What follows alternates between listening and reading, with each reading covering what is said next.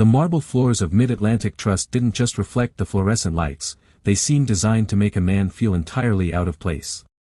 Arthur Miller stood in the center of the lobby, his boots leaving a faint, dusty outline of motor oil and grit on the pristine white stone. In his calloused hands, he held a single manila envelope, its edges frayed from years of storage in an old metal filing cabinet. To anyone else, it looked like trash. To the young bank manager sitting behind a glass desk, it was an inconvenience. But to Arthur, it was 45 years of broken knuckles and midnight roadside repairs, condensed into a single, official promise. When Vance Thorne finally looked up, his expression didn't show anger or annoyance.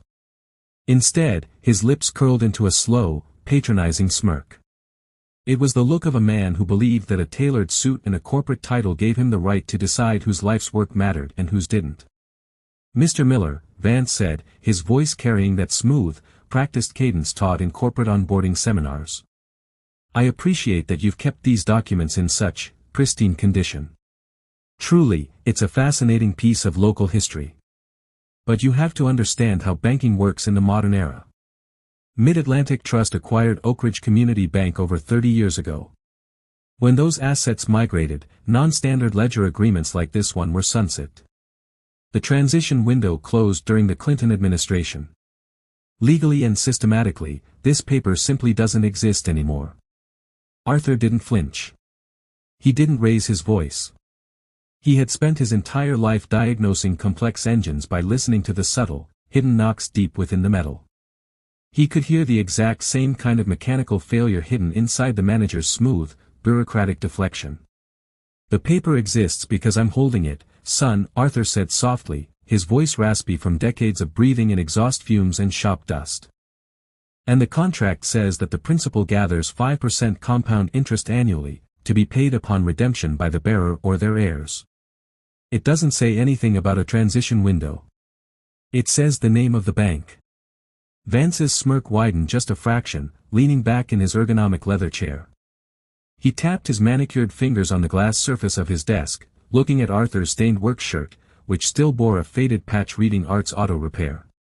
"The system doesn't have a button for this, Mr. Miller," Vance replied, his tone dropping into a condescendingly sympathetic register.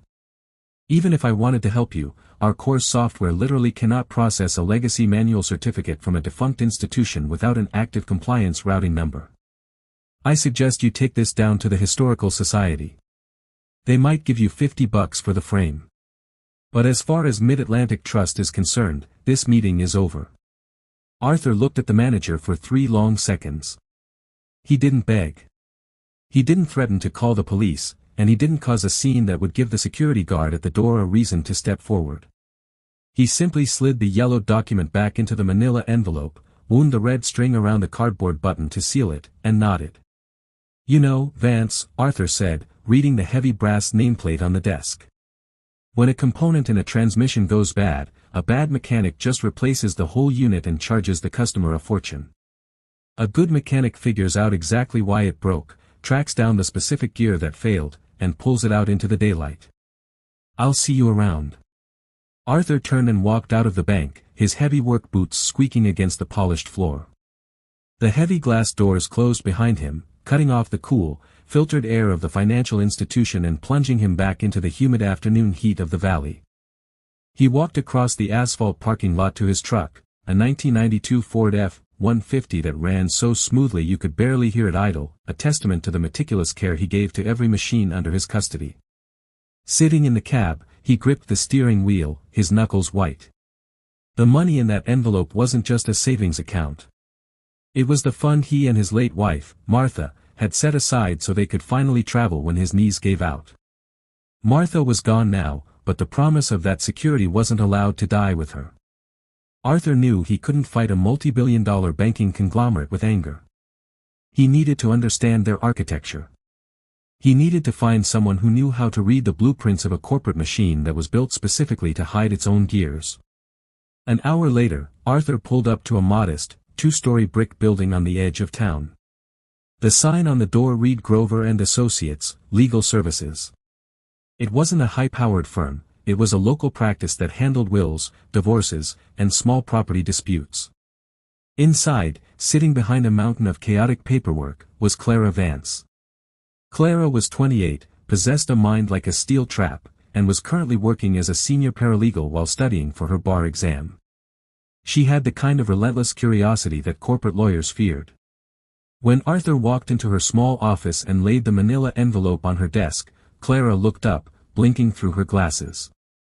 "Arthur," she smiled, shifting a stack of real estate disclosures out of the way. "Don't tell me the county is complaining about the scrap tires behind the shop again." "No," Arthur said, taking a seat in the vinyl chair across from her. "The tires are fine. I've got a different kind of blockage. I need you to look at a contract that a young man in a very expensive suit told me doesn't exist." Clara unwound the string and pulled out the certificate. As her eyes scanned the elegant, cursive typography of the 1978 Oak Ridge Community Bank Certificate of Deposit, her expression shifted from casual politeness to intense, professional focus.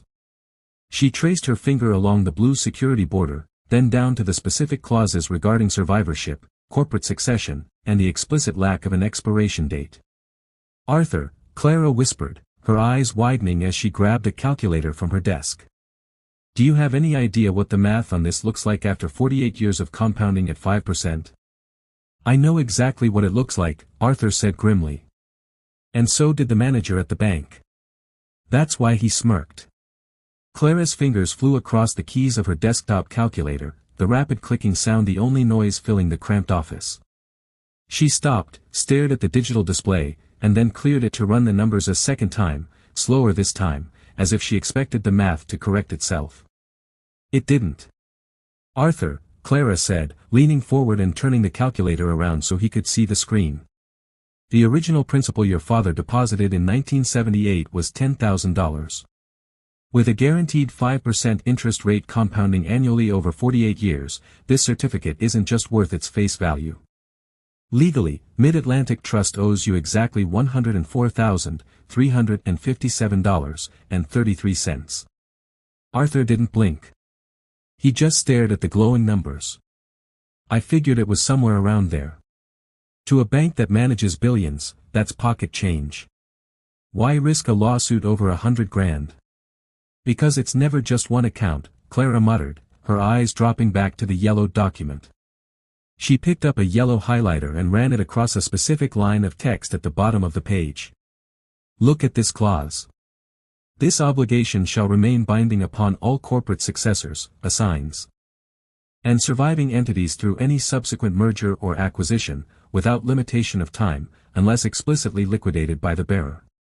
When Mid-Atlantic bought Oak Ridge Community Bank in 1994, they didn't just buy the building and the customer list. They bought the liabilities. Every single unredeemed certificate like this one became their responsibility. She stood up, walked over to a metal filing cabinet, and pulled out a thick binder labeled State Banking Laws and Historical Mergers, Region 4. "Here's how the machine works, Arthur," she continued, flipping through the pages until she found a complex corporate family tree diagram. In the mid-90s, major regional banks were buying up local community banks like wildfire. When they integrated the data into their new, automated mainframe systems, they had a massive problem. Thousands of old paper accounts, CDs, passbook savings accounts, safety deposit boxes, hadn't been digitized. The people who owned them had either passed away, forgotten about them, or moved away. So the bank just let the fire burn out, Arthur said, understanding immediately. "Exactly," Clara said, her voice tightening with growing excitement. "It's called calculated friction. If a bank makes it difficult enough, confusing enough, and bureaucratic enough to claim old money, 99% of people will just give up. They tell you the system can't process it. They tell you the window closed. They smirk, because they know hiring a lawyer to fight for $100,000 will cost you $50,000 in legal fees, with no guarantee of winning against their army of corporate attorneys." Arthur leaned back, his calloused hands resting on his knees. "But I don't have $50,000, Clara. And I don't want to spend the next 5 years of my life inside a courtroom while my shop goes to seed." "We aren't going to file a standard breach of contract lawsuit," Clara said, a sharp smile appearing on her face. "That's exactly what Vance Thorne expects us to do. If we sue them in civil court, their legal team will immediately file a motion to dismiss, claim the statute of limitations has run out, or drag discovery out for 24 months until we run out of oxygen. We need a different lever. We need to look at how they handle their regulatory disclosures. Clara explained that every financial institution operating within the state was required by law to submit an annual report to the Department of Financial Institutions regarding unclaimed property. Under the State Abandoned Property Act, if an account remains inactive for a specific number of years, the bank is legally forbidden from keeping the money to pad its own balance sheet. They are required to turn those funds over to the state's Unclaimed Property Division, where citizens can search for them publicly. But here is the trick, Clara whispered, pulling up a state database on her dual monitors. If Mid-Atlantic Trust classified these old Oak Ridge accounts as inactive, but never actually transferred the funds to the state treasury, they are violating federal accounting standards and state banking compliance laws. They're keeping the money on an internal, unindexed ledger, a blind vault, to artificially inflate their liquidity ratios. Can we prove that? Arthur asked. Not from this office, Clara admitted. But next week, the State Banking Compliance Committee is holding its biannual public review right here at the county courthouse. It's a routine, incredibly boring administrative hearing where local banks renew their operating charters and report on their local asset management. Usually, nobody shows up except a few reporters from financial trade magazines and some low-level compliance officers. Arthur's eyes narrowed. And who represents Mid-Atlantic Trust at these local administrative hearings? Clara smiled, her eyes gleaming behind her spectacles. The regional compliance officer always attends. But because this is the primary regional branch, the local branch manager is required to be there to sign off on the local asset verification affidavits under penalty of perjury. That means Vance Thorne will be sitting in the front row with a pen in his hand. Arthur stood up, his joints popping slightly, but his posture was completely straight. The exhaustion that had weighed on him when he left the bank had vanished, replaced by the steady, focused energy of a craftsman who had finally figured out exactly which bolt was holding up the entire engine block. "All right," Arthur said, reaching into his pocket and pulling out his wallet. He extracted a crisp, folded $100 bill and laid it carefully on Clara's desk. "Consider yourself retained, Clara. Tell me what tools I need to bring to this meeting." "Don't bring tools, Arthur," Clara said, sliding the $100 bill back to him with a shake of her head. "Just bring that manila envelope. And make sure your shirt is clean. We aren't going to yell at them. We are going to let the state's own regulatory machinery crush their smirk for us." Over the next 6 days, Clara worked late into the night, long after the rest of the law office had gone dark.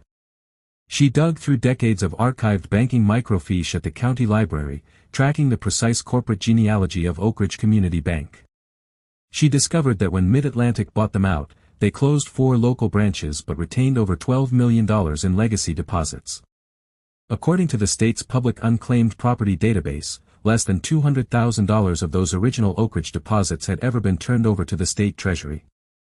The rest of the money hadn't disappeared into thin air. It was still sitting somewhere inside Mid-Atlantic's corporate network, hidden behind proprietary software codes and dark ledger accounts. Silently generating profit for the corporation while the rightful owners were turned away at the glass desks by young men who didn't know, or didn't care, about the history written on paper. On Tuesday morning, the sun rose over the county courthouse, casting long shadows across the stone steps. Arthur arrived 30 minutes early, wearing his only pressed suit, the manila envelope tucked securely under his arm. Clara met him at the entrance, carrying a leather briefcase that looked heavy enough to crack the pavement. As they walked through the double doors of the administrative hearing room, Arthur spotted a familiar figure sitting at the mahogany table on the left side of the room. It was Vance Thorne. He looked immaculate in a charcoal gray suit, laughing softly with a senior corporate attorney who was busy adjusting a laptop. Vance turned his head, his eyes landing on Arthur. The smile on his face didn't falter, instead, it morphed right back into that familiar, condescending smirk. He leaned over to his attorney and whispered something, nodding his head toward the old mechanic. Arthur didn't look away. He just took his seat in the public gallery, placed his envelope on his lap, and waited for the judge's gavel to fall. The administrative hearing room smelled of old wax, leather-bound books, and stale coffee. Administrative Law Judge Evelyn Ross presided over the bench, her sharp gray eyes scanning the room with the practiced efficiency of someone who had spent 30 years cutting through bureaucratic red tape. To her, this was supposed to be a routine Tuesday morning. The docket consisted entirely of standard corporate compliance renewals, financial charter extensions, and routine state auditing approvals. At the front table, Vance Thorne sat with his hands neatly folded over a slim leather portfolio. Next to him was Harrison Vance, a senior partner from one of the state's most expensive corporate defense firms, whose expression remained entirely blank, conveying a sense of total boredom. They had done this 100 times before. An administrative hearing was simply a box to check, a formal rubber stamping ceremony before they could return to the high-stakes world of commercial lending and corporate wealth management. Item number 14 on the docket, Judge Ross announced, her voice echoing through the microphone. Application for the biannual renewal of the Regional Operating Charter for Mid-Atlantic Trust Corporation, encompassing branches within District 4. Do we have the compliance affidavits and asset certification logs ready for review? Harrison Vance stood up, smoothing his tailored jacket. Yes, Your Honor. On behalf of Mid-Atlantic Trust, we have submitted our complete financial health disclosures, our regional liquidity statements, and our localized asset verification affidavits, signed under penalty of perjury by our regional branch manager, Mr. Vance Thorne. All accounts are fully balanced, and our regulatory capital requirements exceed the state standard by 14%. The attorney moved to hand a thick, bound packet to the bailiff, confident that the judge would scan the summary page, sign the authorization, and move on to the next item. Your Honor, if it please the court, Clara's voice rang out from the public gallery. It was crisp, steady, and filled with an authority that caused Harrison Vance to pause mid-step. Judge Ross looked up over her reading glasses, her brow furrowing as she looked toward the back of the room. The chair recognizes the public gallery, though this is an administrative review, not a civil trial. State your name and your standing in this matter. Clara Vance, representing Arthur Miller, a lifelong resident of this district and a primary stakeholder in the liabilities currently held by Mid-Atlantic Trust. Clara said, walking down the center aisle with her leather briefcase. She didn't look at Vance Thorne. But she could hear the subtle shifting of his leather chair as he turned around to look at her. This is highly irregular, Your Honor, Harrison Vance interrupted, his voice dropping into a patronizing tone that perfectly matched his client's. This is a standard charter renewal hearing. If Mr. Miller has a consumer complaint, there is a formal ombudsman process through our corporate customer service division. A public administrative hearing is not the appropriate venue for personal grievances. This is not a consumer complaint, Your Honor, Clara countered, arriving at the podium and opening her briefcase with practiced precision. This is a formal intervention regarding the accuracy of the asset verification affidavits currently being submitted to this court under penalty of perjury. Under State Administrative Code Section 11A, any citizen has the right to challenge a corporate charter renewal if they possess material evidence that the financial institution is actively misrepresenting its local liabilities or suppressing public financial records. Judge Ross leaned forward, her interest visibly piqued. The administrative code was rarely invoked by independent paralegals, but it was absolutely valid. That is a very specific, and very serious, allegation, Ms. Vance. What material evidence do you possess? Clara reached into her briefcase and pulled out 3 neatly organized folders, placing them on the presentation ledger. I have here a certified copy of a 1978 certificate of deposit issued by Oak Ridge Community Bank, bearing a guaranteed annual compounding interest rate of 5%, Clara explained, her voice carrying clearly to every corner of the room. I also have the corporate merger agreement from 1994, which details Mid-Atlantic Trust's complete acquisition of Oak Ridge Community Bank's total asset sheet, explicitly including all outstanding unredeemed legacy certificates. Finally, I have the certified printout from the State Treasurer's Unclaimed Property Division from yesterday afternoon. She paused, allowing the silence in the room to grow heavy. According to Mid-Atlantic's current submission, their local branch reports zero liability regarding defunct or legacy accounts within this district. Yet, when my client attempted to redeem this valid, binding contract 6 days ago, he was informed by branch manager Vance Thorne that the system did not possess a routing number for the account, and that the financial obligation no longer existed within their network. Harrison Vance scoffed, stepping toward the podium. "Your Honor, this is a minor technical issue involving a single legacy document that is over 40 years old. A software incompatibility at a local branch does not constitute corporate fraud or warrant the interruption of a regional charter renewal.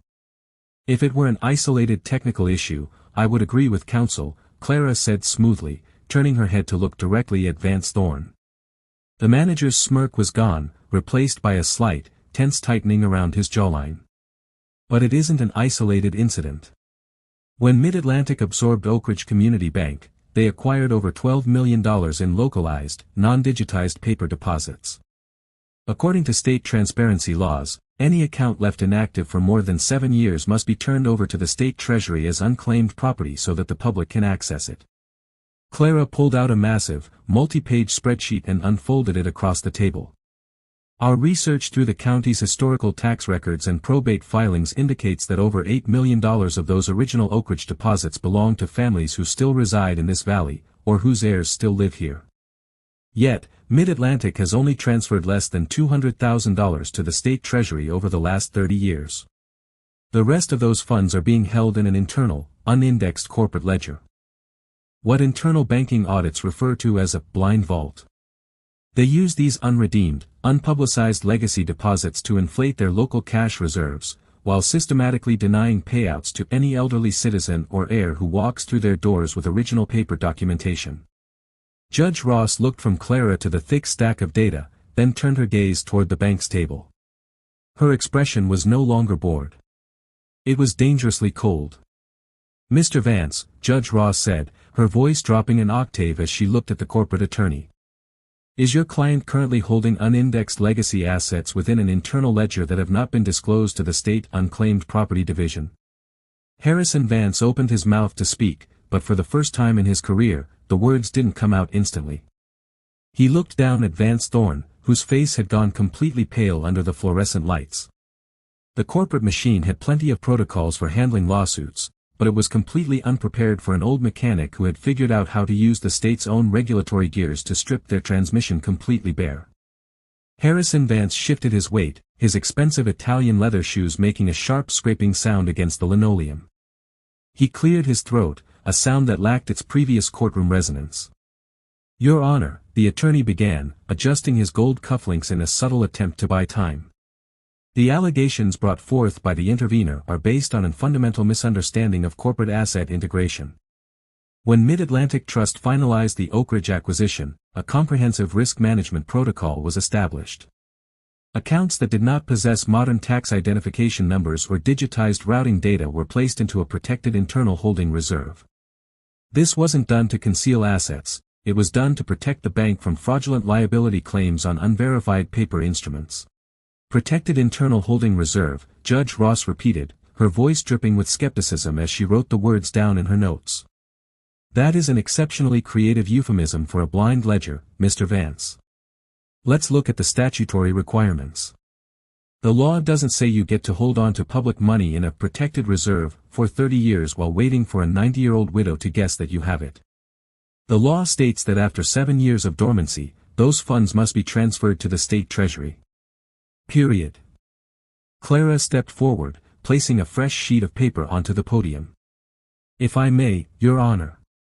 We have obtained the internal data migration manuals used by Mid-Atlantic Trust during their 1994, 2002, and 2011 system upgrades.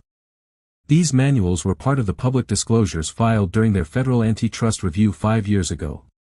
On page 84 of the 2011 IT integration log, there is an explicit instruction regarding legacy Class B paper certificates.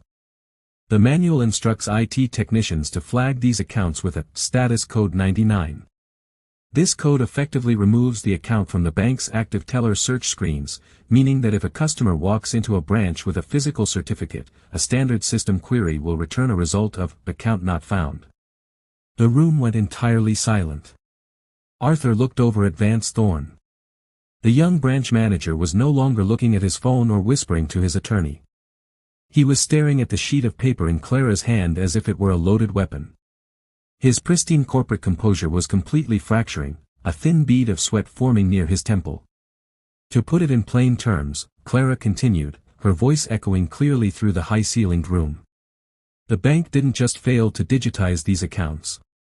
They intentionally designed their core banking software to blindfold their own frontline employees. When Mr. Thorne told my client that the system literally could not process the certificate, he was technically telling the truth, but only because his employers had intentionally built a digital wall to hide their own liabilities. Judge Ross turned her gaze directly onto Vance Thorne. "Mr. Thorne, step up to the witness podium, please." Harrison Vance immediately stood up, his arm extended.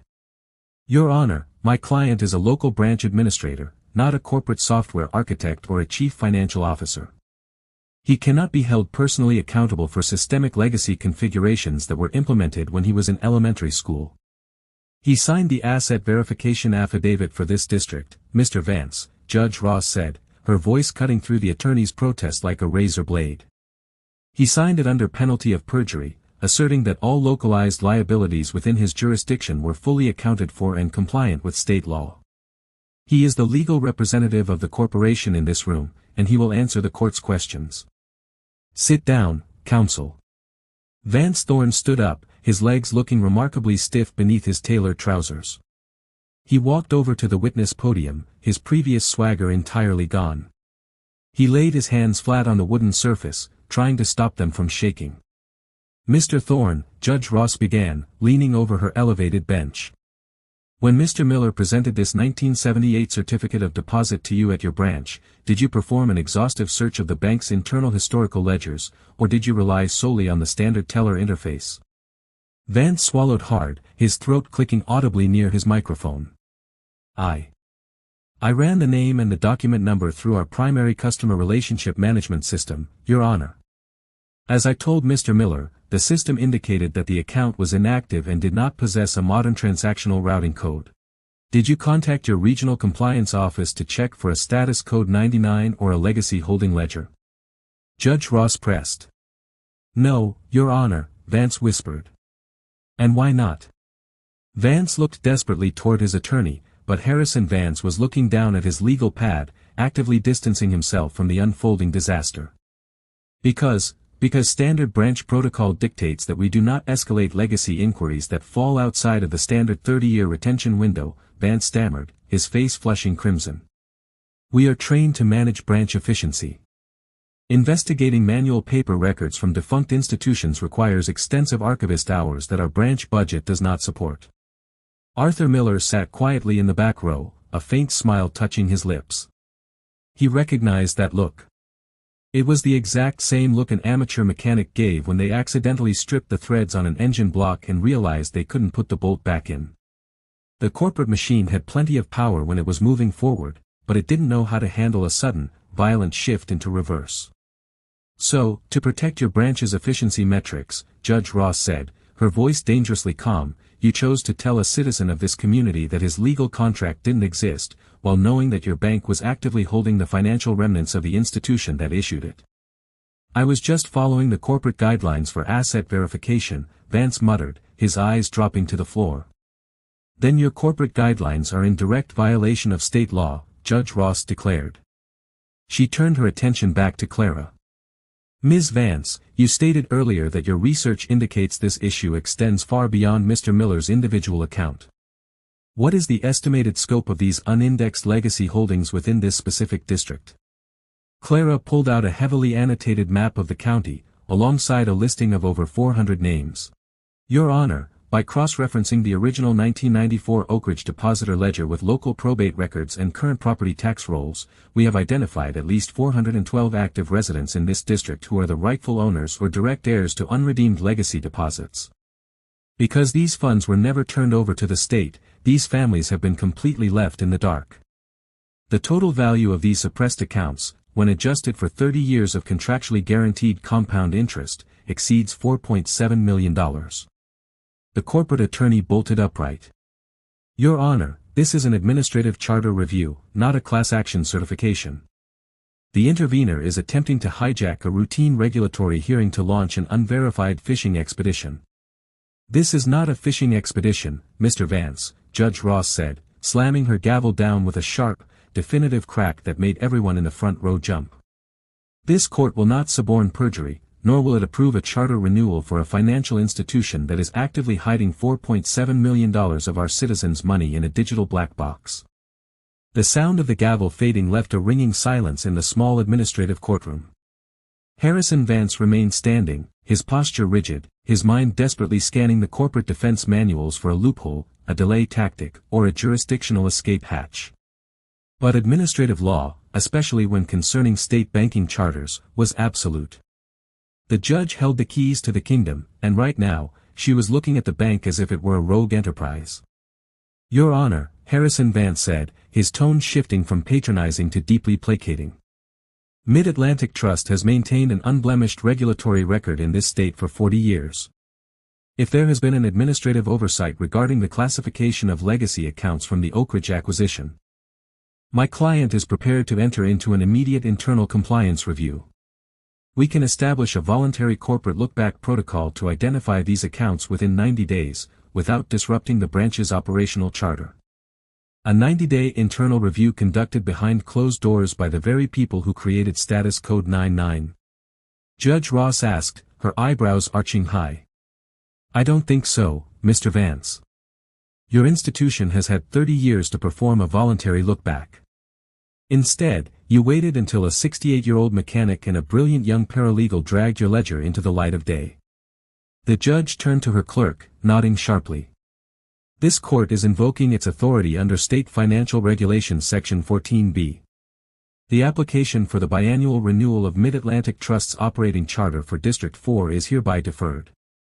Furthermore, I am issuing an immediate administrative disclosure order." Vance Thorne looked up from the witness podium, his eyes wide. "An disclosure order, Your Honor." "Yes, Mr. Thorne," Judge Ross said, fixing him with a gaze that made him look even smaller in his expensive suit. "You are hereby ordered to grant the State Department of Financial Institutions and the intervener's legal representative full, unrestricted read access to the internal Status Code 99 ledger for all legacy acquisitions within this district. You have exactly 24 hours to export those records into a searchable, unencrypted public database managed by the State Treasury." "But Your Honor," Harrison Vance protested, stepping forward, his face turning a deep shade of purple. "That ledger contains proprietary corporate data structures and internal software routing codes. Making that data public violates our corporate privacy rights and exposes our core network architecture. Then I suggest your corporate IT department works very fast to redact your proprietary code while leaving the financial numbers, names, and original contract terms fully visible," Judge Ross countered, her voice completely unyielding. "If that database is not live and accessible to the public by 10 a.m. tomorrow morning, I will find Mid-Atlantic Trust in contempt of court, suspend your regional transaction processing license, and refer this matter directly to the State Attorney General's Financial Fraud Division. This court is adjourned." The gavel fell one final time, a single, thunderous strike that echoed like a gunshot through the room. Judge Ross rose from her bench and exited through the heavy wooden door behind her, leaving the courtroom in an absolute state of chaos. Harrison Vance immediately threw his legal pad into his briefcase, whipped out his smartphone, and began barking orders to a corporate communications team before he even reached the aisle. Vance Thorne stood frozen at the witness podium, looking at the empty seat where the judge had been, his hands still trembling against the wood. Clara turned to Arthur, a massive smile breaking across her face. She began gathering her highlighted printouts and spreadsheets, stuffing them back into her leather briefcase with an energetic triumph. "We did it, Arthur," she whispered, her voice vibrating with excitement. "We didn't just get your money. We forced the vault doors open." Arthur stood up slowly, smoothing the jacket of his suit. He looked over at Vance Thorne, who was now being intensely scolded by a senior corporate attorney in the corner of the room. The young manager looked completely broken, his confident, patronizing smirk completely replaced by the hollow stare of a man who realized he was about to become the corporate scapegoat for a multi-million-dollar scandal.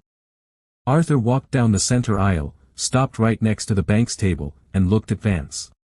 "You know, Vance," Arthur said quietly, drawing the manager's terrified gaze. "When an engine is seized up because someone forgot to put oil in it, you don't blame the oil. You blame the guy who ignored the warning light. Your warning light just went public. I'll see you at 10 tomorrow morning. By late that afternoon, the ripples of the administrative hearing had turned into a local tidal wave. Clara had leaked the court transcripts and a pending disclosure order to the local newspaper and a prominent regional financial blog. The headline on the evening news read, "Local Mechanic Uncovers Blind Vault Hidden Inside Mid-Atlantic Trust." The community's response was immediate. The valley was filled with working-class families, factory workers, farmers, independent contractors, and retired teachers, who had watched their local community banks disappear through a series of corporate mergers in the 90s. Everyone had a story about an old relative who claimed they had money saved away, only to be told by a modern bank teller that there was no record of the account. That night, Arthur sat on his front porch, watching the fireflies dance over his yard, his old dog resting its head on his boot. For the first time in years, the heavy weight of uncertainty felt lighter. He wasn't a rich man, and he didn't care about corporate politics, but he believed in things working the way they were designed to work. A contract was a promise, and a machine was only as good as its integrity. The next morning, at exactly 9:55 a.m., Arthur walked into Clara's small office. The room was packed. 2 local news reporters were squeezed against the filing cabinets, their cameras focused on Clara's dual computer monitors. A crowd of local residents stood outside the office window, peering through the glass, holding old paper passbooks, faded deposit slips, and yellowed envelopes identical to the one Arthur had carried. Clara sat at her keyboard, her eyes fixed on the official state treasurer's unclaimed property web portal. The digital clock on her screen ticked closer to the deadline. "They're running out of time," one of the reporters muttered, checking his watch. "If they don't upload the database in 3 minutes, the state shuts down their regional transaction license." "They'll upload it," Clara said confidently, her fingers hovering over the refresh key. "Their corporate board isn't going to let a billion-dollar transaction system freeze over a $4 million liability. They're going to cut their losses and try to minimize the damage." At exactly 10 a.m., Clara pressed the refresh button. The screen flashed white for a brief second, and then a new, bright blue banner appeared at the top of the state portal, "Special Disclosure, Oak Ridge Community Bank Legacy Holdings Ledger, District 4. "It's live," Clara whispered. The room held its breath as Clara's mouse hovered over the newly materialized search query field. The local reporters leaned in, their camera lenses zooming in on the glowing monitors, capturing the moment the hidden ledger of Mid-Atlantic Trust finally met the light of day. "Arthur," Clara said, her voice dropping into a focused, quiet register. "Let's put your certificate number in first." She typed the original 8-digit serial number from the 1978 Oak Ridge Certificate of Deposit into the system and pressed enter. The database processed the request for a fraction of a second before a single, clean line of data populated the screen. There it was, laid bare in public view: account holder, Arthur Miller/principal, $10,000/status, active, unredeemed/total accrued liability, $104,357.33. Next to the entry, the system had automatically stripped away the internal corporate masking, revealing the notorious software flag, system tag, status code 99. "There's your proof, Arthur," one of the reporters said, snapping a high-resolution photo of the screen. "It was right there the whole time." "It's not just me," Arthur said softly, pointing a calloused finger toward the bottom of the screen where the database pagination showed hundreds of additional pages. "Start typing the names of the folks waiting outside." For the next 2 hours, Clara's office became the epicenter of a financial reckoning. One by one, local residents stepped up to the desk, handing over their family's old paper records. Clara typed in the names. The results were staggering. Evelyn Standard, an 82-year-old retired schoolteacher whose late husband had run the local hardware store, discovered a forgotten passbook savings account that had ballooned to $38,000. A young construction worker named Marcus found an unredeemed $5,000 bond left to him by his grandfather, now worth over $22,000 due to the legacy compound interest clauses. The corporate blind vault was emptying in real time, and every single cent was being legally reclaimed by the community that had built the valley. By noon, the financial fallout hit Mid-Atlantic Trust's regional corporate offices. The public data drop had triggered an automatic regulatory alert at the state capitol. Because the bank had spent decades maintaining these unindexed funds on an internal ledger to artificially inflate their local cash reserves, the State Department of Financial Institutions issued an immediate $500,000 administrative fine for systematic noncompliance and fraudulent asset reporting. But the real damage wasn't the fine, it was the line of people. Arthur walked down the street toward the Mid-Atlantic Trust branch one last time. This time, he wasn't alone. A line of nearly 50 local citizens stretched out of the heavy glass doors, winding all the way down the sidewalk. Every single one of them held a printed copy of the State Treasury Disclosure Database alongside their original paper records. Inside the lobby, the pristine white marble floors didn't look quite as intimidating anymore. The atmosphere was chaotic. Corporate compliance officers from the regional headquarters had flown in on an hour's notice, setting up temporary folding tables to manually process the wave of legacy payouts. Behind the glass desk, Vance Thorne was packing his personal belongings into a small cardboard box. His tailored jacket was draped over the back of his chair, his tie loosened, his face completely drained of color. Beside him stood a stern-faced corporate HR representative holding a termination agreement. Vance had been given the option to resign quietly before the state attorney general's formal investigation into the signed affidavits began. As Arthur approached the counter to collect his certified cashier's check, Vance looked up through the glass. The patronizing smirk was completely gone, replaced by a hollow, defeated exhaustion. He looked at Arthur's grease-stained work boots, then down at the cardboard box in his hands. "Mr. Miller," Vance muttered, his voice barely audible over the chatter of the crowded lobby. "I was just enforcing the internal operating thresholds. The software parameters were set long before I took this position." Arthur accepted the envelope containing his check for $104,357.33 from the corporate compliance officer. He turned to look at Vance one last time, his expression calm, grounded, and entirely devoid of malice. "I know you were just a gear in the machine, son," Arthur said, tucking the check into his work shirt pocket. "But a good mechanic knows that when a machine starts crushing the people it's supposed to serve, you don't keep running it. You turn it off, you pull the bad parts out, and you fix the design." Arthur turned and walked out of the bank, his heavy boots echoing against the stone floor. As he stepped out into the bright afternoon sun, the crowd of local residents cheered, patting him on the back. He didn't stop to make a speech, and he didn't stick around for the television cameras. He walked back to his old Ford F-150, climbed into the cab, and started the engine. It cranked instantly, running with that smooth, perfect purr that only comes from decades of meticulous, honest maintenance. He had an engine block to rebuild back at the shop, a promise to keep to his late wife, and a lifetime of honest work ahead of him. The corporate elite had their algorithms, their glass towers, and their bureaucratic walls, but they had forgotten a fundamental law of the world. No matter how big the machine is, it can always be dismantled by someone who knows exactly how the gears work.